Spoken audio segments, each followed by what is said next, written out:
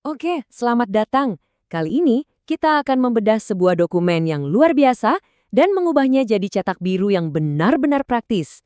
Anggap saja ini panduan langkah demi langkah untuk membangun sekolah yang siap menyambut masa depan. Kita mulai dengan satu pertanyaan penting. Coba Anda renungkan sejenak. Seberapa siap sih sekolah Anda menghadapi tantangan abad ke-21? Ini bukan pertanyaan basa-basi ya. Ini adalah titik awal dari semua perubahan yang akan kita bahas. Oke, kita langsung masuk ke bagian pertama dari cetak biru kita. Ingat ya, sama seperti membangun gedung, transformasi pendidikan itu butuh fondasi yang super kokoh. Dan fondasi itu adalah tim Anda.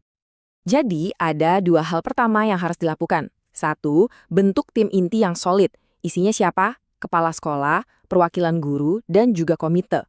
Merekalah yang akan jadi motor penggeraknya. Kedua, jangan buru-buru bikin visi misi baru. Coba deh lihat lagi yang sudah ada. Tanyakan, apakah ini masih relevan? Apakah ini cuma fokus ke nilai ujian saja? Atau sudah mencakup karakter dan keterampilan yang dibutuhkan anak-anak kita nanti? Kalau fondasi tim udah siap, sekarang kita jadi arsiteknya. Visi dan misi ini ibarat gambar rancangan bangunan kita. Gambar inilah yang akan jadi panduan untuk setiap keputusan ke depannya, memastikan semuanya sejalan dengan tujuan akhir kita. Nah, coba perhatikan contoh visi di sini. Ini bukan sekedar kalimat indah yang dipajang di dinding loh. Lihat kata kuncinya, berkarakter. Karena pinter saja nggak cukup, harus punya integritas. Kritis, karena dunia butuh pemecah masalah bukan sekedar penghafal. Dan yang paling penting, siap menghadapi tantangan global. Visi ini jelas banget mendefinisikan mau seperti apa lulusan yang kita ciptakan. Visi yang besar itu butuh pilar-pilar penyangga yang kuat. Nah, disitulah fungsi misi. Misi ini yang mengubah ide besar jadi tindakan nyata.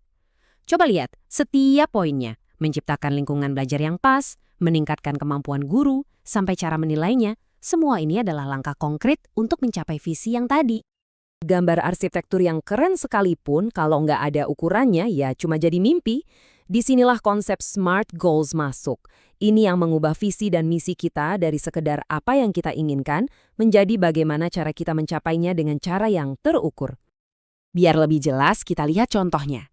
Misinya kan meningkatkan kompetensi guru. Terus, target SMART-nya apa? Nah, ini dia. 80% guru mampu merancang minimal 2 proyek pembelajaran per semester di akhir tahun ajaran. Jelas kan? Spesifik, terukur, bisa dicapai, relevan, dan ada batas waktunya. Inilah yang bikin target jadi nyata. Contoh kedua, kita mau ukur partisipasi siswa. Targetnya, menaikkan partisipasi di ekskul berbasis minat sebesar 25% dalam waktu 3 tahun. Angka ini juga menunjukkan kalau transformasi itu adalah sebuah maraton, bukan lari cepat. Ini adalah kemajuan bertahap yang bisa kita pantau. Oke, gambar rancangannya sudah ada, ukurannya juga sudah jelas. Sekarang waktunya kita pakai helm proyek dan mulai proses konstruksinya. Kita masuk ke fase rencana aksi. Rencana aksi yang baik itu punya alur yang logis. Dan urutannya ini penting banget, nggak bisa dibolak-balik. Semua dimulai dari mana? Dari gurunya dulu. Pelatihan guru. Guru yang sudah diberdayakan baru bisa mengembangkan kurikulum yang inovatif. Kurikulum yang bagus butuh fasilitas pendukung. Dan terakhir, semua ini harus dikomunikasikan ke seluruh warga sekolah supaya semua bergerak bareng. Setiap langkah dibangun di atas langkah sebelumnya. Ingat, rencana aksi itu bukan daftar harapan ya. Ini harus presisi. Seperti jadwal kerja kru konstruksi. Harus ada jadwal yang detail dengan tenggat waktu, ada penanggung jawab yang jelas untuk tiap tugasnya, daftar sumber daya yang kita butuhkan, dan yang nggak kalah penting, strategi komunikasi biar semua orang paham. Tanpa ini, rencana sebagus apapun bisa berhenti di tengah jalan. Kalau kita bangun rumah, pasti ada saja kan tantangan di lapangan. Nggak mungkin 100% mulus. Makanya perlu ada mandor atau quality control.